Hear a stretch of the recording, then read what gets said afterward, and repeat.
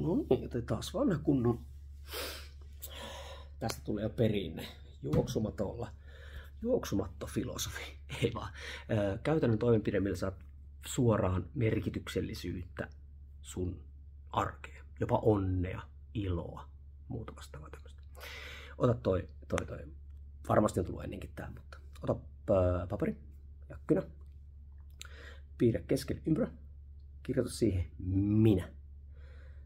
Sitten, tää voi tehdä monella tapaa, mutta tehdään vaikka tälleen. Sitten pyydät sitä ristin sun itsestäsi läpi, että tulee 4 tämmöistä aluetta sinne. Niin, tänne vasempaa yläreunaa, tänne kirjoita perhe, suku. Tänne kirjoita työ. Tänne kirjoita harrastukset. Ja tänne kirjoita muu. Ja nyt sitten, kun sä oot ympyränä itse, niin piirrä nyt sitten semmonen ympyrä sun ympärille, joka menee kaikkiin näihin alueisiin. Ja näin ollen, mitä me tehdään? Me tehdään sun ihmissuhdekartta. Ja nyt ekaksi kirjoitat sitten, että ketkä on sun kaikkein läheisimmät sukulaiset ja perheiset, ketkä on sun kaikkein läheisimmät työkaverit, ketkä on sun kaikkein läheisimmät harrastuskaverit, ketkä on sun kaikkein läheisimmät muu. Se muu on joku whatever, vapaaehtoistoiminta tai en tiedä, jotain yhteistyökumppaneita tai whatever. Sitten piirrät sen ympärille. Eli saat se sisin ympyrä, sitten on se läheisimmät, on se toinen ympyrä, 3. ympyrä siihen, ketkä on seuraavaksi läheisimmät. Ja sitten sen 3. ympyrän ulkopuolelle sitten niin kuin muut sinne. Tämän pystyy tekemään monella tapaa, tämä on yksi, mikä voi tehdä nopeasti.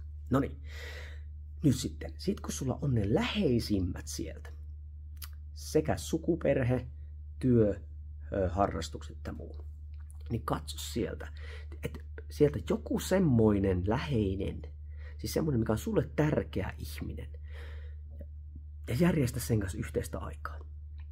Laita sille viestiä, soita, ehdota vaikka jotain leffailtaa, whatever. Miksi? Koska se on sun verkostossa hyvin lähellä sua, joka tarkoittaa, että se on tärkeä ihminen sulle. Ja kun me ollaan tärkeiden ihmisten ympäröiminä, niin on todennäköisempää, että me koetaan merkityksellisyyttä ja onnen tunteita. Ei se tämän vaikeampaa ole.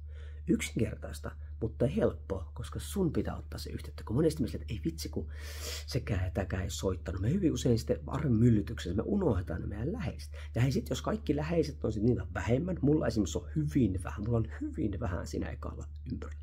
Mutta sitten mä katson sitä seuraavaa ympärää. Ei kenellä mä nyt pistänyt viestiä. Hei, se ei tarvitse mitään monimutkaista. Se voi olla pelkkä viesti, se voi olla soitto.